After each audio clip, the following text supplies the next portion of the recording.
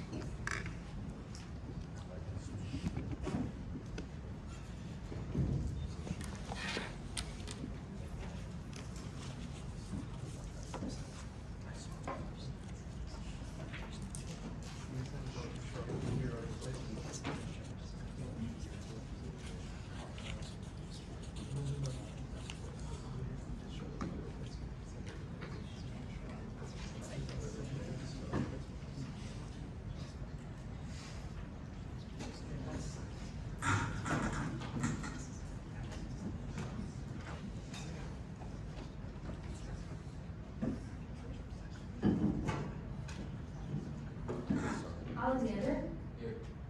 Here. Alvarez? Here. Beery? Here. Life?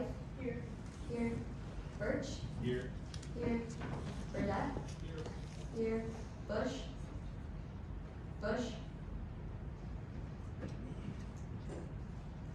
Carvalho? Here. Savalos? Here. Sean? Here. Casellas? Here. Comstone? Here. Dees? Here. Damani?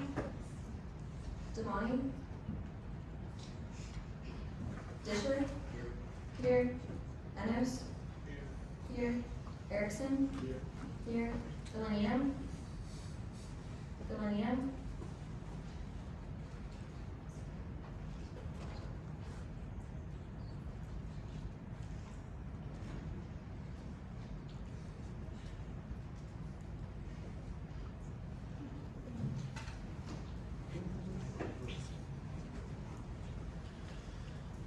Finbrock?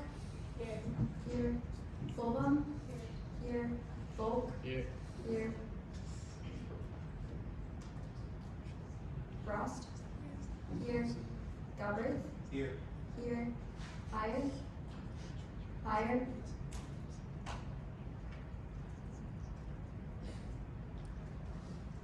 Holderman?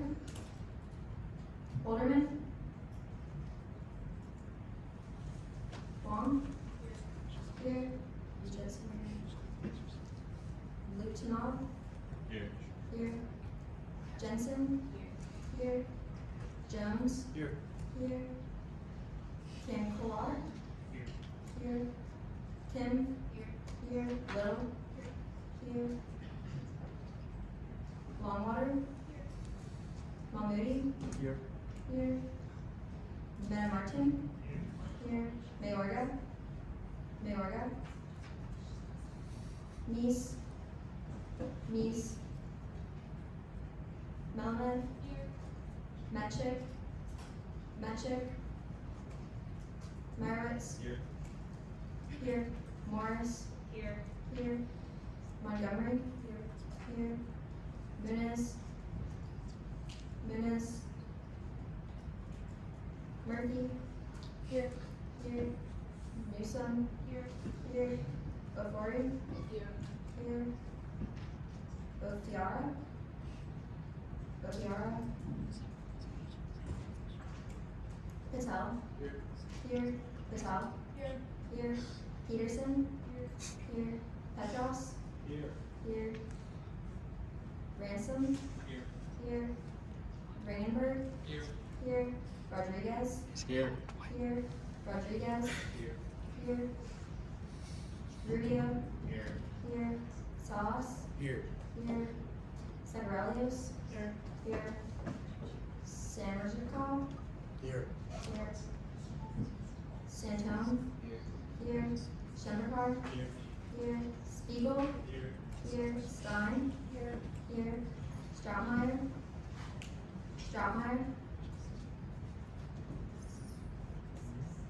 Suis.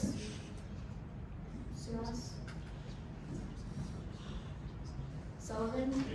Here. Thompson. Here. Tibbles. Tyson. Here. Batchier. Here. Werner. Wilkins. Here. Are there any senators' names that I did not call? Robson.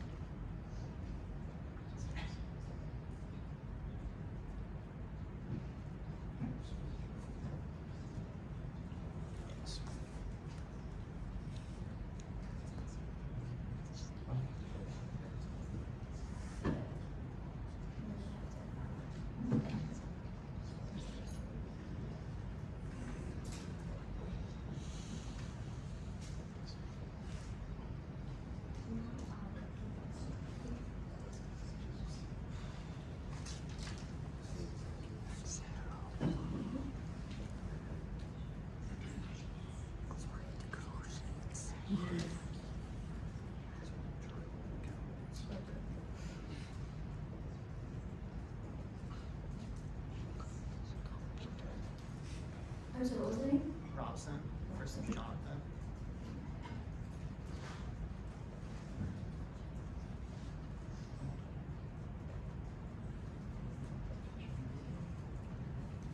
Is there any other senators' names that I did not call?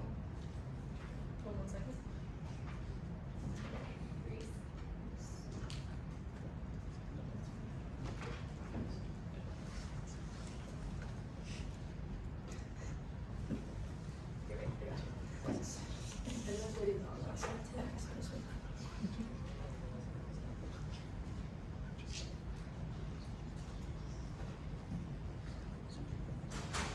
Reese?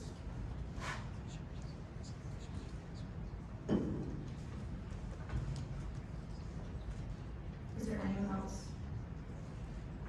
There are 61 senators present.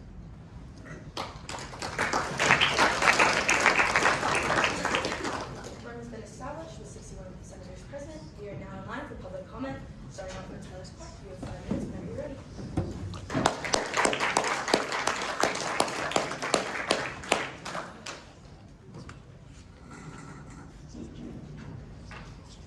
Good evening. Good evening. So I'm going to clarify what I said last week because I feel like there's a lot of confusion on what the court actually did violate. So I created this here right here of all the violated procedures by the court and the Elections Commission and also St. Mark Catholic Sorority and Convention Party, which might constitute a violation of Florida Statute 104.26. So as you can see here, there's several violations. There's about 13 in total. So there's Rule 7.4 of their own procedures, Rule 4.1. State by Statute 724.3, State by Statute 729.4, State by Statute 701.3, and State by Statute 402.2. And today I'm just going to focus on the procedural disregards, which falls Supreme Court out responding to my petitions after 14 calendar days, denial of mandatory oral arguments, a violation of 24-hour due notice by the Elections Commission, and a failure to provide a record of mandate hearing April 3rd by the Elections Commission. So as you can see here, this is the court's interpretation of Rule 7.4. As stating in my email, the court will respond to all petitions submitted no later than 14 days after receipt of the petition. And they did, this was for a previous case where we counted interpretation to say they should publish their opinion. But now it's just they have to acknowledge that there was a petition. So I submitted a petition on April 29, 2026, and there has been no response by the court to it. They responded to my other case on May 19th, but technically not to this case. So technically, it's been way over 30 days since the court actually needs to respond to the petition. It's been well over the time limit. Well over. So that constitutes a violation of Rule 6.4. Now, for mandatory oral arguments, so they didn't deny my case during preliminary hearings. They accepted the case. That's what we argued. Why do you need to do oral arguments? And what they just did was that they said, no, oral arguments have never been a matter of right. And they relied on a case that established their rules and procedures. But that's just a case that established their own court procedures. It's already been overruled. It's redundant now. It's 2018. They changed the rule procedures multiple times in 2022, 2020, 2024. Those are the previous times that they changed the rules, and they just rely on this random case from 2018 to say, oh, well, in this case, it says we can deny oral arguments at any time.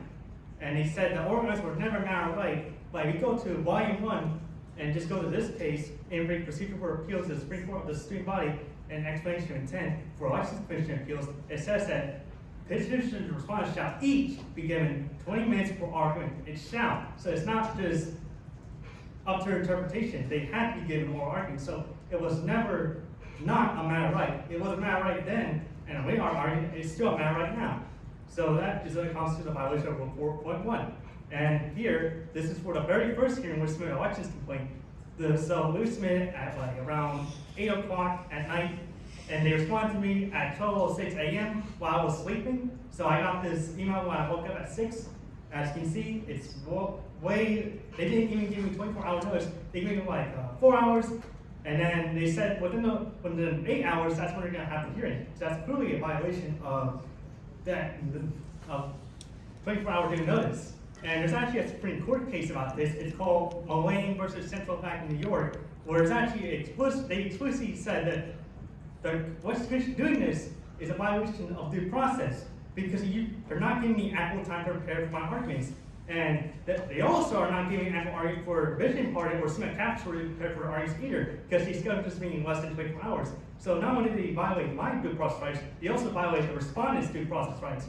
And it's evident that they must have done that because there was no representative for Smith Capital or Vision Party at this hearing. And I wonder if Vision Party even was aware that this hearing was occurring at all. So that's interesting. So, and now I'm going to get into recusals because I have more time. So I'm just going to focus on white commission. So they said that membership for a bookie does not constitute a conflict of interest, but in 402.2 it says that membership into an organization does conflict of interest, and I've already proven in my evidence that membership into for a bookie is directly entangled with politics and student government, but specifically when it's unauthorized benefits involved. So they have to recuse themselves, and they did not do that. So that constitutes a violation of 402.2 regarding conflicts of interest. And since I don't have enough time now, I'll just continue this next week. So thank you.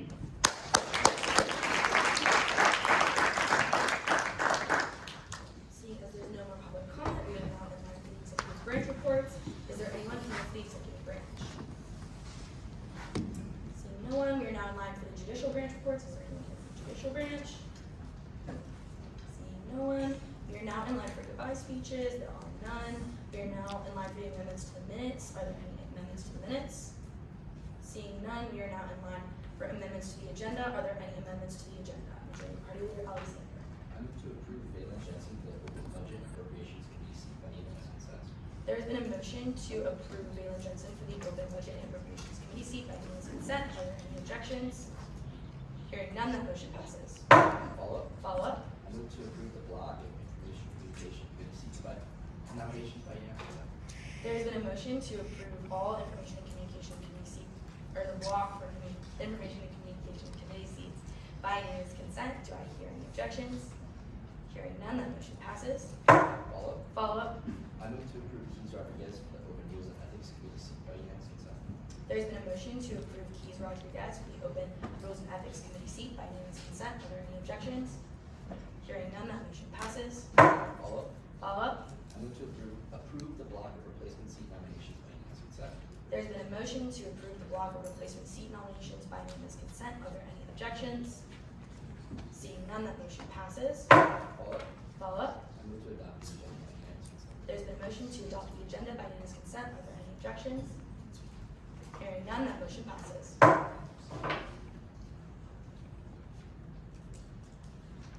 Second.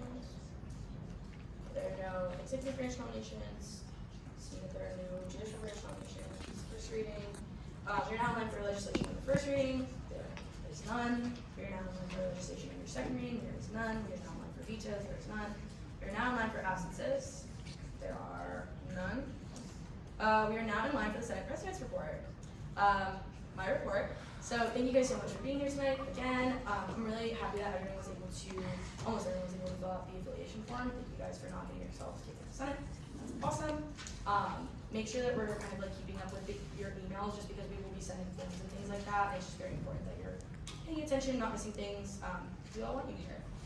Also, we are opening a couple of, this is kind of more Kate's job, or like more Kate to talk about, but I just wanted to highlight, we are opening a couple of permanent seats. So if you guys are replacements and you're interested in staying permanently, interview. There's no problem with that. So hope to see you guys in RNA on Sunday. Oh, we're now on for committee reports. Starting with the replacement chair, committee report. Okay, hey everyone. I'm gonna go through the open seats. Like Molly said, we are opening permanent seats, so I should definitely apply for this. Okay, first for opening committee seats, there's one judiciary committee seat, 3 rules and ethics seats, and 1 information and communications committee seat.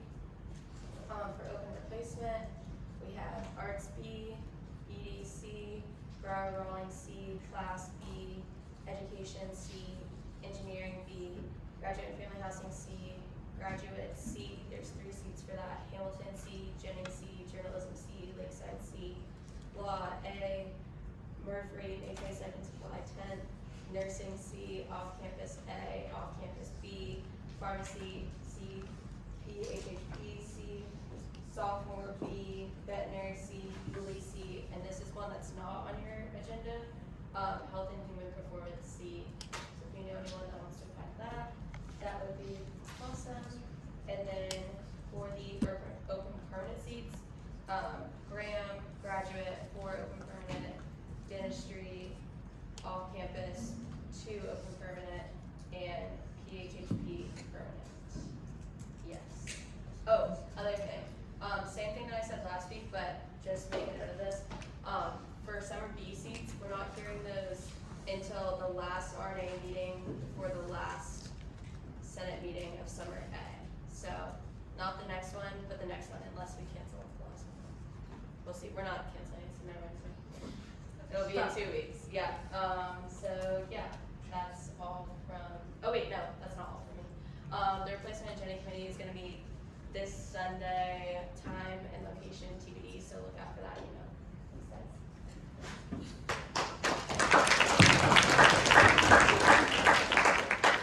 We are now in line for the Judiciary Committee report, which is November.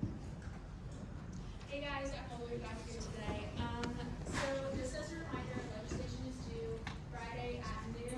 The way that you submit that is you just email it to my judiciary email.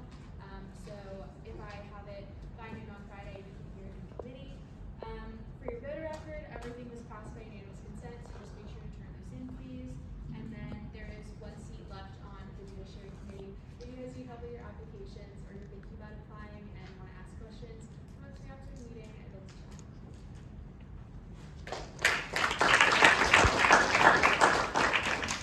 We are now in line for the Budget and Appropriations Committee report with Chair Comstock. Hey everyone, not a lot from me. I want to announce that July 6th and 7th will be the Big 4 hearings, time and date TBD, and there will be more details to come about this. Also want to let you guys know that the budget committee met today and we reviewed whether or not there was a surplus in the activity and service fee budget to supplemental funding, and we found that there was this year. So that's something that you'll see additionally from the regular budget, is there will be one of projects that the Big 4 entities will have the opportunity to apply for. Last year, this was the Pilates Reformer Studio that Rec Sports got funded, and then the audio and visual equipment in the Rights was a project that got funded. So we'll be doing the budget for the Big Four, which is just the 23 million, and then there'll be a separate one of supplemental line budget that, or not budget, but a separate supplemental section that we will be also doing for one-time projects. So yeah, lots to come from the budget committee. You'll get a lot of emails. Thanks, guys.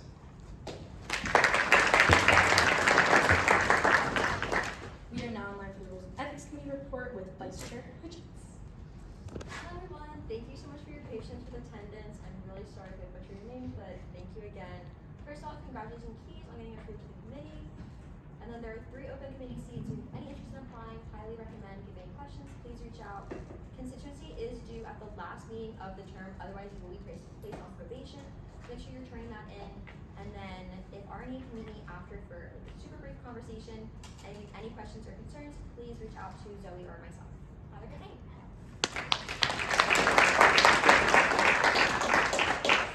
We are now in line for the Information and Communications Committee report with Chair Patel. Hi everyone. First, congratulations, Christabel, Molly, and Ella. I'm so excited to have you guys on committee. I hope everyone liked Ari's Day in the Life. I thought it was super great. We're gonna start doing this every Tuesday or try. So if anyone wants to do one or has a nomination for someone that they think should do one, send me an email or text me. Next week we're having a Senate retreat at 6 o'clock here in the Senate chamber. It's going to be board squared. So what that means is boards like charcuterie board, candy board, whatever board, if you would like to bring a board, please bring one, and board games. So that should be super fun. You get a half absence back if you come. So make sure to do that. I'll also send an email about it later this week. We have 1 seat open on committee, so please apply. That's all from me. Have a good night, guys. We are now in line for ad hoc committee reports. Seeing none, we are now in line for general announcements. Are there any general announcements at this time? Seeing none, I adjourn this meeting at 7:29 p.m. Please turn your voter records at the front of the chamber.